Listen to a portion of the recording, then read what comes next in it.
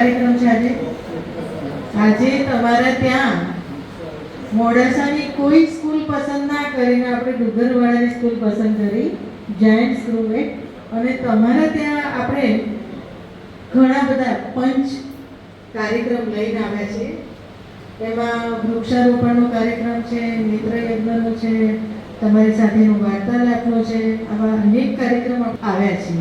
ત્યારે આપણને સૌને ખબર છે કે આપણા માટે મોટો તહેવાર આવી રહ્યો છે, ગુરુ પૂર્ણિમા, બરાબર? અને બાળકો માટે તો એ શ્રેષ્ઠ કહેવાય, કારણ કે ગુરુ જે આપે ને એ કોઈ ના આપી શકે. તો ગુરુ બ્રહ્મા, ગુરુ વિષ્ણુ, ગુરુદેવ મહેશ્વર, ગુરુ તસ્મૈ શ્રી ગુરુવે નમઃ. એમ તમે અહીંયા જે ભાથું આપવાના છે ગુરુ તરીકે, એવા આપણા સૌના સન્માનીય બાલકદાસજી મહારાજને આપણે નમસ્કાર કરીએ છીએ. અને ખૂબ એમની પાસે ભાથું છે. હમણાં જે પુસ્તક મને બતાવતા હતા, કયું? દિયે બુજ રહે.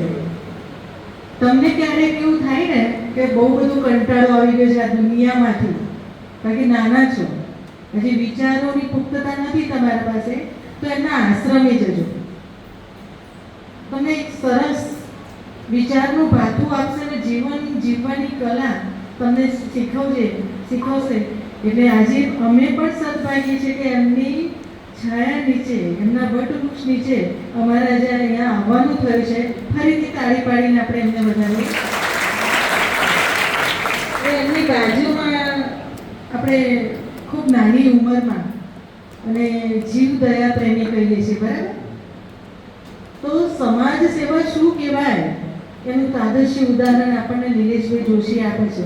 તમે ગમે ત્યારે ફોન કરો કે સાહેબ બહાર ત્યાં કૂતરાને તકલીફ છે, ગાયને તકલીફ છે.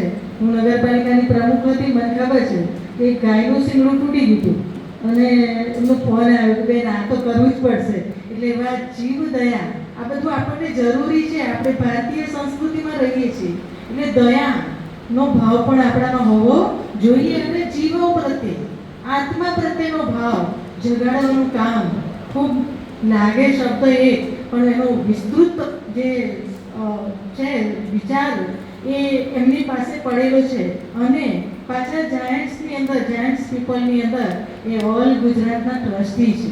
ખૂબ નાની ઉંમરમાં ખૂબ સારું કામ કરી રહ્યા છે. એમને પણ ખૂબ તાળીઓ. બાજુમાં તમારા ટ્રસ્ટી બેઠેલા છે ચીમનભાઈ, પ્રમુખ. અને આ જ શાળામાં કામ કર્યું છે અને આ જ શાળાના વિકાસ માટે રિટાયર્ડ થયા પછી પણ એમણે રિટાયરમેન્ટ માણ્યું નથી, પણ મારા બાળકોને કંઈક આપવું, એમને કંઈક શિક્ષણ મળે, કંઈક આગળ વધે. હમણાં મારા શિક્ષણ સાહેબને એમની સાથે ચર્ચા થતી હતી અને ખૂબ લાંબુ વિચાર્યું છે તમારા માટે કે ફક્ત 11-12 જ નહીં, પણ આગળ પણ હાયર એજ્યુકેશન આ સંસ્થામાંથી બાળકો પ્રાપ્ત કરે એવી વિચારણા લઈને જ્યારે આજે અહીંયા પધાર્યા છે ત્યારે એમને પણ ખૂબ તાળીઓથી વધાવીએ.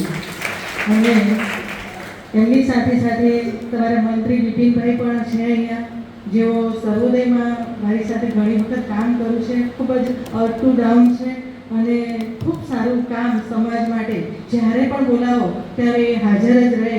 એવા વિપિનભાઈને પણ ખૂબ તાળીઓથી વધાવીએ કે કદાચ આપણે આ હોલમાં બેઠા છીએ, આટલી સરસ વ્યવસ્થા અપાવવા પાછળ ચીમનભાઈ અને વિપિનભાઈનો ખૂબ હાથ છે, ગામનો પણ હાથ છે કે આ બધું મકાન અને ભૌતિક સુવિધાઓ આપણને પૂર્ણ કરી છે. એટલે એમને પણ આપણે અહીંયા યાદ કરીએ છીએ. એમની સાથે સાથે આપણા જાયન્ટ્સના મોડાસા શહેરના પ્રમુખ અમરીશભાઈ પંડ્યા, આ બધા તારલાઓ છે, સ્ટેજ ઉપર બેઠા છે ને.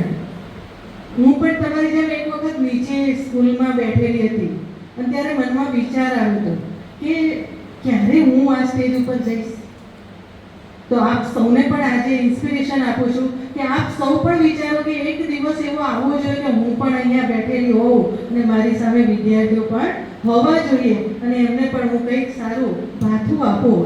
હરીશભાઈ પંડ્યા સમાજ સેવાનું ખૂબ સારું કામ કરે છે, લકુલિસ આશ્રમ સાથે પણ. અને આ જાયન્ટ્સની અંદર મોડાસા શહેરના પ્રમુખ છે. કાલે મને એમનો ફોન આવ્યો કે બેન તમારે આવવાનું જ છે અને હું ના ન પાડી શકી કારણ કે જાયન્ટ્સ એ મારો પરિવાર છે અને એ પરિવારમાં મારે આવવું જરૂરી છે. એટલે અમરીશભાઈને પણ ખૂબ તાળીઓથી આપણે વધાવીએ. હમણાં તમને ખૂબ સરસ ભાવતું પીરસ્યું. નામ છે એવા જ ગુણ છે એમનામાં. ખૂબ સુંદર ભાષા છે અને જો એમઓસી કરે ને તો તમે 4 કલાક સુધી બેસી જ રહો. અને જ્યારે પણ આ જાયન્ટ્સનું કામ હોય તો એ હાજર જ રહે. એમને પણ આપણે તાળીઓથી વધાવીએ. અને એમની બાજુમાં, અમરીશભાઈની બાજુમાં અમારા જાયન્ટ્સના જોન પ્રમુખ છે પ્રવીણભાઈ પરમાર. તમારા માટે ખબર પડી કે ડુંગરવાડામાં કાર્યક્રમ છે અને મારે હાજર રહેવાનું છે. રાજકોટથી રાત્રે એવો આવે અહીંયા સવારે વહેલા. અને વૃક્ષારોપણ તો બાળકો કરવા જ જોઈએ, કારણ કે વૃક્ષો એ આપણું જીવન છે. એ માટે એ તરત જ નર્સરીમાં ગયા અને વૃક્ષોનો ટ્રક ભરીને આપણા સ્કૂલ સુધી આવ્યા છે. એ નાની સૂની સેવા નથી.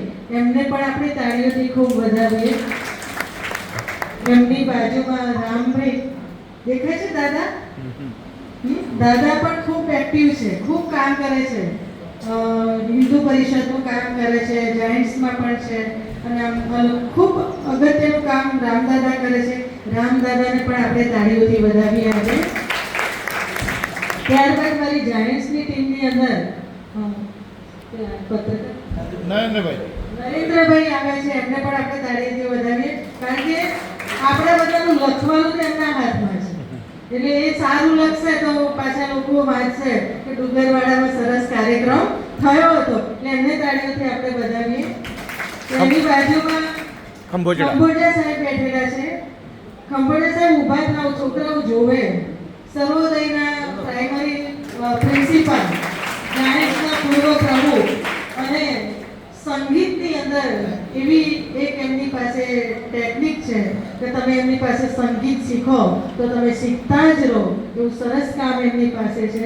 એમની બાજુમાં અમારા જાયન્ટ્સના શહેરના મંત્રી વિનોદભાઈ ભાવસાર બેઠા છે. એમને પણ તાળીઓથી વધાવીએ કે કામ એમણે બધું મૂકી દીધું છે અત્યારે. વેપાર ધંધા, સમાજ સેવા અને સાથે સાથે પત્રકારત્વ.